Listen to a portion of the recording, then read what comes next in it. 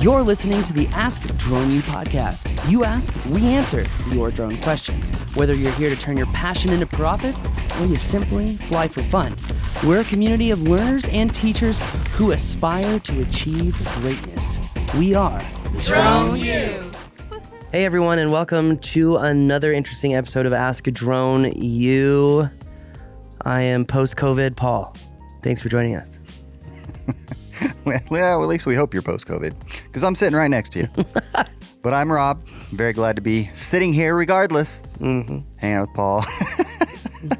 And y'all. Paul and y'all. That's the new Rob saying. is endangering his life for the benefit of you all. Yeah, as if. Anyways, thank you for joining us. Appreciate it. Definitely, thank you. We do appreciate it. We've got an interesting question today, and we had a training here this last week that I think illustrates a really important aspect for a lot of you pilots out there, because we oftentimes get caught up in our own head and we really don't see the forest for the trees. And I think that this story is going to be relevant to this question, which, by the way, we're not really sure what happened with the audio of this question. We appreciate our editor, Kirill, for getting this all figured out. Assuming he will. Yeah, but apologies on that question. If you have a question, go to askadroneu.com.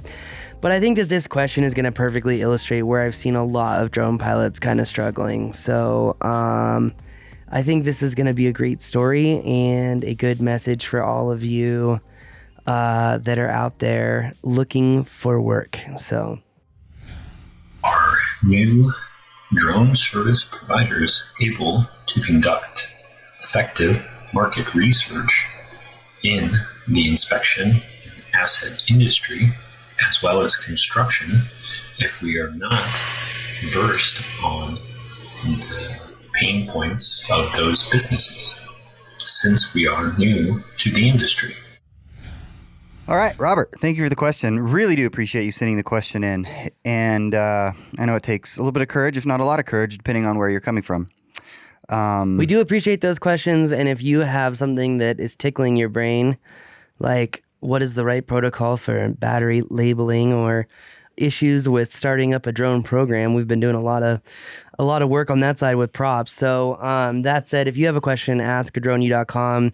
We do enjoy helping other people out, and this is our gift of knowing this stuff. So if we can help, please give us the opportunity to do so. Absolutely. Well said. So anyways, great question. I think we should just jump right into your story, because I think that answers the question so perfectly. But the bottom line is this, Mr. Wood. There is no magic sauce. No. There's no magic sauce. I mean, I would say that whatever industry you're trying to pursue, you're going to have to get out there and...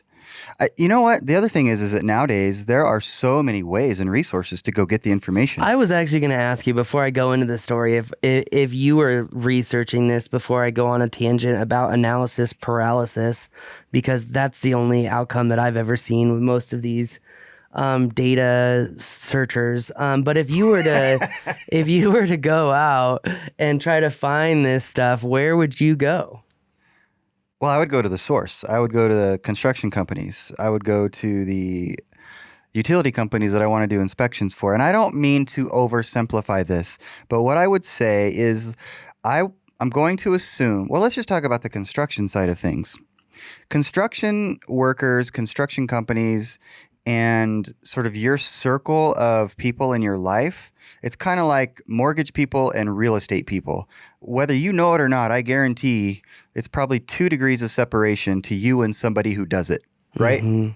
And I think that the construction industry is the same way. Who do you know that works in some capacity in the construction industry? Start by talking to them. And then, and honestly, you don't even need to go to the top, because you're asking about pain points. And the people that know the pain points the best are the people that are experiencing the pain points. From there, you can build upon the initial pain points that you learn, because everybody, depending on their level within the organization and what they're tasked with doing, is probably going to have a different pain point. And you might be able to solve many of those, if not all of them, with your drone. So I think it starts there, is talking to people. Who do you know that you can talk to? You know, interesting that you say this because it makes me think of the movie The Big Short and how Mark Rosenbaum goes to Florida and goes to like a mortgage broker conference and party and is talking to people and getting like the real nitty gritty. That's it. Yeah, No, that's it. And then he like goes out to the houses and talks to realtors and brokers. And they're telling this story and he's like, whoa. Yep. This is Jack. By the way, I feel like that's exactly where the market is right now again. But but that said, you know, how does that story of talking to those people transgress into the drone industry and these inspections? He could be going to companies that sell construction equipment, you know, asking, what are the trends? What are they seeing? You know, he could be going to these construction conferences and associations that meet monthly and talk about, you know, where are people struggling? What can they really do to decrease, you know, or to increase problem solving? Yeah. You know, it just makes me think of Lucid. And the reason it makes me think of them is because they basically saw a potential need. And they said, we're going to figure this out. We think there's a need here. We're going to solve it. And one of the things that stuck out to me that Scott has said was, I just get on the damn phone and I call people and I talk to people. I believe Scott does that. I do too. He's a good talker. Love you, Scott. Yep. And I mean, I say that endearingly. Yeah, but he definitely has those quirky salesman lines for sure. Well, he does, but he's also just good at talking to people. That's exactly my point. Okay. But that's what they've done. And like they are going to these potential customers. They don't even know if they're customers yet. And saying, we think we have something that could help you. What do you guys do? Like, what are your pain points? How do you take care of that? Or you just start asking questions. Yeah. And you know what? I think I really, if I understand your point correctly, I think I really like it, which is, you know, Lucid went out and they created a solution before the problem was really even fully discovered. And it kind of alludes to, you know, Steve Jobs and the iPhone, that we're going to solve problems that you don't even realize that you have right now. Yeah. And I think Lucid did do that. And I think the fact that Lucid Drone Technologies has done that, there was no data to go out and get. They created their own market, which is a perfect segue into this story. Because look, ladies and gentlemen, you can analyze your market opportunities and whatnot. But chances are there's going to be a guy like me who says, you know what, screw it. I don't care what the data says. I'm going to go make this a reality right now. And they'll put the work in, because at the end of the day, success is hard work and self-awareness. And if anyone says otherwise, well, it's just filler, frankly. And that said, so we were having Flight Mastery last Tuesday. We had 4 students out here at the field. Beautiful day for Flight Mastery, actually, right before that weather band kicked in, and I still have ice in my driveway. Yeah. But that said, we were flying. It was midday. It was after lunch. They were doing the orbital figure 8s, if I remember correctly. And we saw another drone fly over to the field. And Protective Paul, that's the name I'm giving my character at this moment in time. Protective Paul didn't want a rogue drone flying around my other students. And so I pulled out a burner drone with the 100% intent to kamikaze my drone into that other drone so that he doesn't cause a problem with my students, because at the end of the day, the students are my responsibility. So that said, he flew home before I had the chance to get off the ground, which I'm happy that was the case, frankly. And he walked over about 10 minutes later, and he was asking about the drone training. He was saying how he wants to get more into mapping. And here he is working for a major construction company in Albuquerque doing road construction. And he is doing the drone photos and videos for them. And he's literally talking about how the company is asking him to create orthomosaics because they want better detailed information. And he knew he didn't even have the right drone, but that he was telling him that he would learn how to do it and figure it out, etc. This guy was not licensed. He was not insured. But we're not saying do it this way. No, we are not. Absolutely To be not. clear. No, it's a matter of time before he falls on his face. But that said, where you have to give the guy props is that he has more balls than 99% of the drone pilots that I've met. And the reason that I say that, I'm not trying to put drone pilots down. I'm just trying to say that, like, you have to give this guy credit because even though he really doesn't know what he's doing, he had the balls and the confidence to go sell himself and to go get that job. And then now he's kind of kickstarted his business and he's learning along the way. Like that, I mean, that's kind of a true entrepreneur. Look, I don't agree with going about it this way, okay? But at the end of the day, you got to give the guy credit for the fact that he went out there and instead of being like, oh, well, I need to look at the data and make sure that this is possible. No, he went out and did it. You know what? There are people who think about doing it, and then there are people who do it. And the people who are successful, guess what? They went out and did it. And yeah, it very much reminds me of the aim versus the maybe shoot eventually versus the fire. What did I hit? Do you feel lucky, punk? That was pretty much the epitome of that guy. Yeah. Yeah. Be more like Clint Eastwood. And okay, so back to, 99% of pilots, that's not an accurate representation whatsoever. But the reason that I'm saying this, guys, is that every single one of my students who was at Flight Mastery was more capable and more knowledgeable than the guy who already had the drone job. Okay. And the message I want to get across to you is you are capable. Okay. But until you believe in yourself, no one, not even your grandmother or your daughter is going to believe in you. And neither would I. Why would I believe in you if you don't believe in yourself? There's probably a good reason you don't believe in yourself. You haven't hit that yet. And you know what? I have Justin from, Nevada Drones or the Drone Store. I don't know if he's still doing that.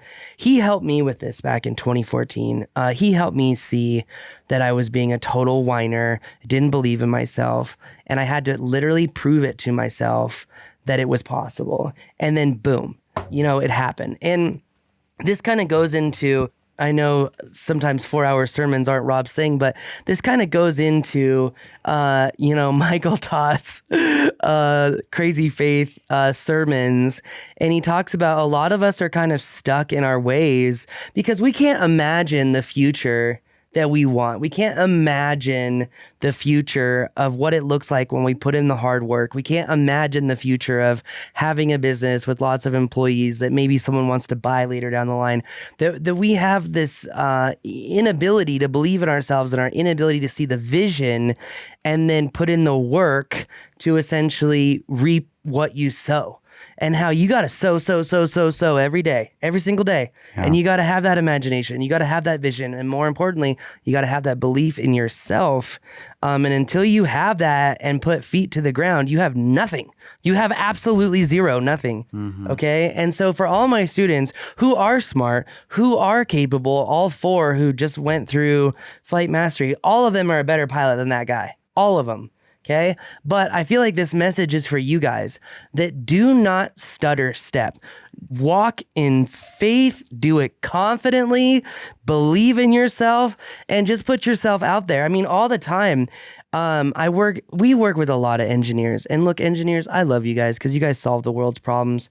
But I think it's time that you solve your own damn problems and start being confident about what you're capable of, because you're capable of an awful lot. And we had an engineer here this week, bless his heart, good guy, very smart, incredibly smart. Some of the best questions I've ever heard in mapping class in my entire life. And like post-COVID, I'm like, damn, you would be here this week. Like, literally some of the best questions ever. And so, but at the same time, he's like, well, I'm worried about doing this and I'm worried about doing that. And I'm like, dude, you've just got to put the work in. It's a numbers game, man. 10 people that you talk to, you'll get one as a client, and if that doesn't happen, you'll talk to 20 and then realize you'll get 2. Like every time in sales, the 10-to-1 rule works. It really does. And he goes, well, this was another engineer, not the guy that we had this week. He said to me one time, he's like, well, what happens when people object to what you're saying? I'm like, that's actually a good thing. That should encourage you, because an objection is actually an objective where they want more information. Okay, I have a lack of faith in this. Give me more information so I can get to a true decision point. Look, guys and girls, at the end of the day, everyone makes a decision based off of how they feel. If that is not absolutely evidently clear after the wake of bullshit when it comes to COVID and our government, I don't know if there's a better example, frankly. And so you have to make people feel good about working with you. Make it easy, convenient, know your value, be able to communicate it, have assets to back you up. Just go for it, man. There's this old saying, I don't think the store is there anymore, so I don't know if I can take a picture of it, but store in Nob Hill, I've told this story before of this lady who's like, instead of worrying about this, instead of worrying about that, instead of worrying about this, blah, blah, blah, just get started. Because as you just get started, you'll realize that those worries go away and you will figure out solutions and you will just keep going and going and going and going. I actually think that, and we've brought him up multiple times, but Kevin is a perfect example of that with the Amazon stuff that he does. Mm-hmm. It's really a fascinating study in how he went out to give the basics, the very basics of progression photos, essentially, right? Mm-hmm. And then along the way, in talking to the people there and in the people that ended up being his contacts for the client, he found, to answer your question specifically, Robert, he determined what their pain points were, and they didn't even know what they were. That's part of the point, is that you're potentially going out looking for something that there's nobody there to tell you what they are. You kind of have to go, and I still stand by what I said earlier. You can certainly learn from talking to people in the industry. I think one more thing to say is I don't think just like doing a Google search is the way to do this. I mean, you might get some information and maybe spend a day doing that or something and learn what you can learn about the industries, but back to what you said about Lucid, and it's like kind of like, Columbus sailing across the ocean. No one had done it prior to him to give him instructions on which heading to take to actually hit land. He crossed an ocean that's, I just look from the beach into the ocean and I'm like, wow, this thing is vast. This would scare the poop out of me. Yeah. But they just, they had the cojones, the confidence to just go out there and accept failure. It's kind of like, as I think about this is becoming more and more like negotiating and like Chris Voss, because one of the first rules of negotiating is if you're not willing to walk away, you shouldn't be negotiating, period. So it's kind of like, you go buy a car, unless you're willing to walk away, GFY. So you're not going to win. You know what I mean? It's true, yeah. So, and yeah, they can smell it. It's like they smell blood. Yeah. I love salesmen now because I look at, like, especially car salesmen, because I look at all of them like, oh, I'm going to make you my bitch. Ouch. Poor car salesman. It's like intellectual games, you're not hurting anyone. So, but it's a lot of fun. There's just, in terms of that, there is so much data out there as to what you should pay for a car, et cetera. But yeah. And you can buy a car in New Mexico from New Jersey if you want. But true. Anyways. But also gamify going out there and getting this work, and don't get locked up in analysis paralysis, because there are many industries where problems have yet to be solved and opportunities abound, frankly. And you just have to go out there and take the risk. Look, those who get rewarded take risks. It's that simple. And until you're ready to step out of your damn cardboard box, that's not going to last for who knows how long, because there's only so many rainstorms that come along, and now that cardboard box is wilted and offers no protection. So it's time to step out of the box, and it's time to get out there, make the calls, go to industry meetings, and link up with people. And learn the craft. Yes.